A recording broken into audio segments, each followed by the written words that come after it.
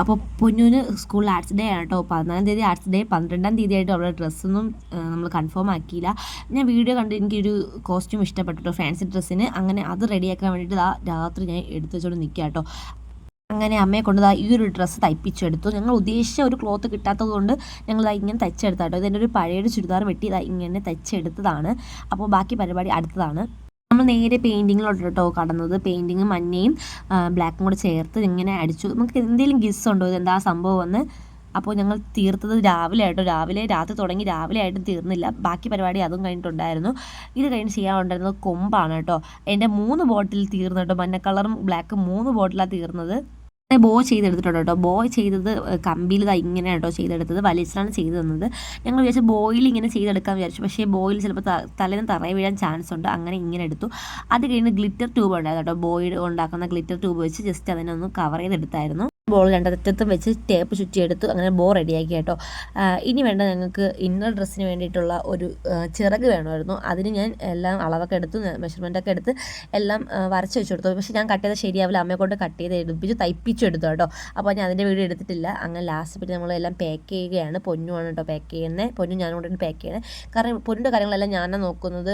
ഇപ്പോൾ fancy dress ആയാലും ഞാനാണ് തീം കണ്ടുപിടിച്ചത്. അതുപോലെ ഡാൻസിനായാലും ഞാനാണ് ഡാൻസും പഠിപ്പിച്ചത്, പാട്ടും പഠിപ്പിച്ചത്. പൊന്നിൻ്റെ എന്ത് കാര്യമാണ് ചേച്ചി എന്നെ അങ്ങ് ഏൽപ്പിച്ചോളൂ, നീ ചെയ്തോളൂ എന്ന് പറഞ്ഞ് അങ്ങ് ഏൽപ്പിച്ചോളൂ. അതുകൊണ്ട് എല്ലാം ചെയ്തെടുത്ത് അവൾ മറക്കുമെന്ന് കരുതി ഞാൻ തന്നെയാണ് എല്ലാം പാക്ക് ചെയ്തും പറക്കി എടുത്തത്. അങ്ങനെ രാത്രി തന്നെ എല്ലാം പാക്ക് ചെയ്ത് വെച്ചു. 8 മണിക്ക് എത്തണമെന്ന് പറഞ്ഞു. ഞങ്ങൾ 8:30 എത്തിയപ്പോൾ 8:30 ഇനാഗുറേഷൻ പറഞ്ഞിരുന്നു. 8 മണിക്ക് ചെസ് നമ്പർ വാങ്ങിക്കണമെന്നാണ് പറഞ്ഞത്. പക്ഷേ ഞങ്ങൾ 8:30 പോയി ചെസ് നമ്പർ വാങ്ങിച്ച് നേരെ അവളെ ഒരുക്കാനായിട്ട് കയറി കേട്ടോ. അപ്പോൾ ഇതാണ് കേട്ടോ ഡ്രസ്സ് വന്നിട്ട്.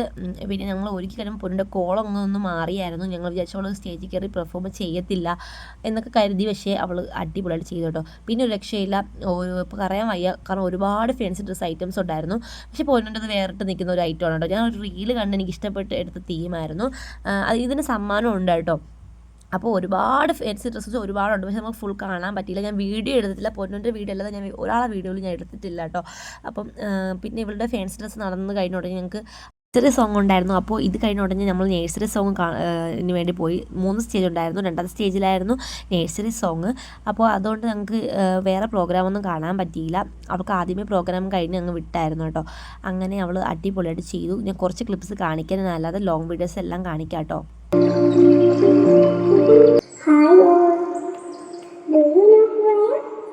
ഇതിൻ്റെ വോയിസ് ഞാനാണ് കേട്ടോ എഡിറ്റ് ചെയ്തത്. ചേച്ചിയെ കൊണ്ട് ഞാൻ പറയിപ്പിച്ചിട്ട് അതിന് ബേബി സൗണ്ടാക്കി ഇങ്ങനെ ഒന്ന് എഡിറ്റ് ചെയ്തെടുത്തിട്ട് 1 മിനിറ്റാണ് പ്രോഗ്രാം പറഞ്ഞിരുന്നത്. അങ്ങനെ എഡിറ്റ് ചെയ്തെടുത്തതാണ്. കാരണം നമുക്ക് പൊന്നെ കൊണ്ട് പറയിപ്പിക്കാൻ പറ്റില്ല കേട്ടോ.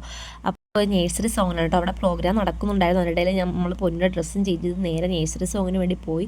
പക്ഷേ പൊന്നിന് സൗണ്ട് ഇല്ലായിരുന്നു കേട്ടോ. നഴ്സറി സോങ് പാടാനായിട്ട് സൗണ്ട് ഇല്ല. അവിടെ ജലദോഷം വന്ന് സൗണ്ടെല്ലാം അടഞ്ഞായിരുന്നു ഇരുന്നത്. അതുപോലെ നല്ല കഫം ഉണ്ട് കേട്ടോ. അപ്പം കിരീര സൗണ്ട് മാത്രമേ വരുന്നുള്ളൂ. അതുകൊണ്ട് ഓടിയിട്ടാലും കേൾക്കാൻ പറ്റില്ല. ജസ്റ്റ് ഒന്ന് ഞാൻ കേൾപ്പിച്ച് തരാം.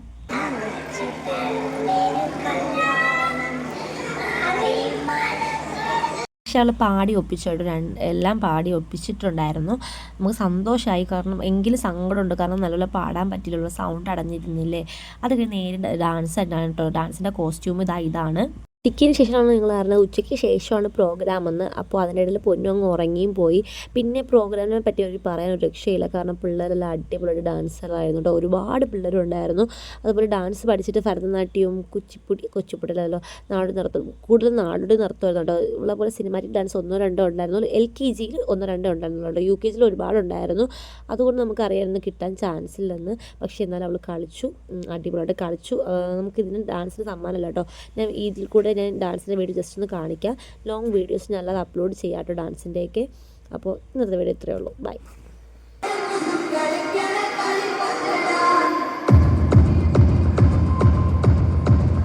ഡാൻസിൻ്റെ വീഡിയോ അത്രയ്ക്ക് പെർഫെക്റ്റായിട്ട് എടുക്കാൻ പറ്റില്ല കേട്ടോ. കാരണം ഞാൻ ഡാൻസ് കാണിച്ചു കൊടുത്തോണ്ടായിരുന്നത്. പക്ഷെ അവൾ കളിക്കുന്നുണ്ടായിരുന്നു. എന്നാലും ഞാൻ കാണിച്ചു കൊടുത്തോണ്ടിരുന്നതുകൊണ്ട് ഞാനല്ല വീഡിയോ എടുത്തത്. അതുകൊണ്ട് അത്രയും ക്ലിയർ ഇല്ല. അതായത് ഷേക്കൊക്കെ ആവുന്നുണ്ട്.